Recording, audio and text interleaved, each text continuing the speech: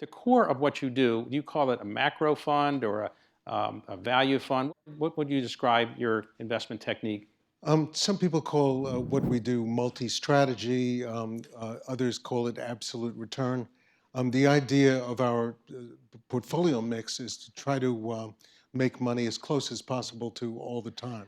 What we've done over the years in pursuit of that goal, as vanilla convertible hedging became uninteresting, was add other ways of generating absolute return to the mix. For example, I came to feel, and part of it was because of my experience as a lawyer, that manual activities, trading manual effort for risk, was a good way to add value and also control risk. That's why bankruptcy, distressed securities became our largest capital deployment.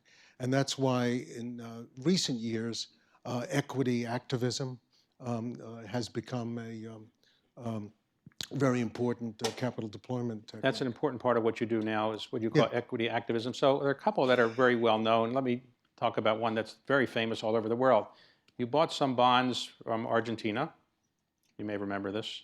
And you held on to it for a long time. You pursued it in the courts and so forth, and you ultimately reached a settlement that was pretty favorable for your investors. Was it hard to hold on that long? It was not hard to hold on in a portfolio sense because at no time until the current government came into office, I believe in December 2015, at no time before that did the previous two governments negotiate with us. So sometimes the stubbornness or motivations of your adversary cause you to not be able to make a deal.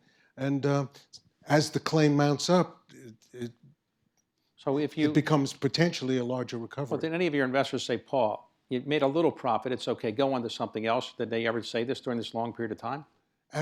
Interestingly, no. They didn't? No. Okay.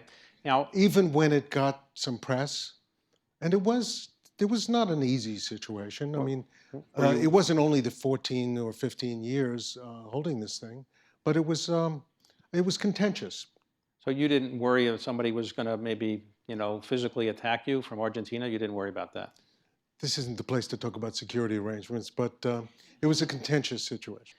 So if somebody had invested with you in the very beginning, and he or she kept their money with you from the very beginning, I don't know if anybody did that, what kind of rate of return would they have compounded over 40 years? My mom did that.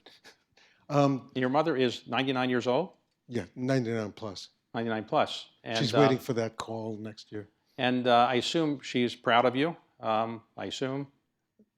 Yes, she is. And is she... The answer to your other question is, from the beginning, a 13.5% net compounded rate of return, so $1 became like $160, $165. And there were some early investors that have stayed in basically all the time. In other words, over a 40-year period of time, you've compounded 13.5% net for 40 years. Right. That's pretty good. Is it too late to invest retroactively into that? I guess probably.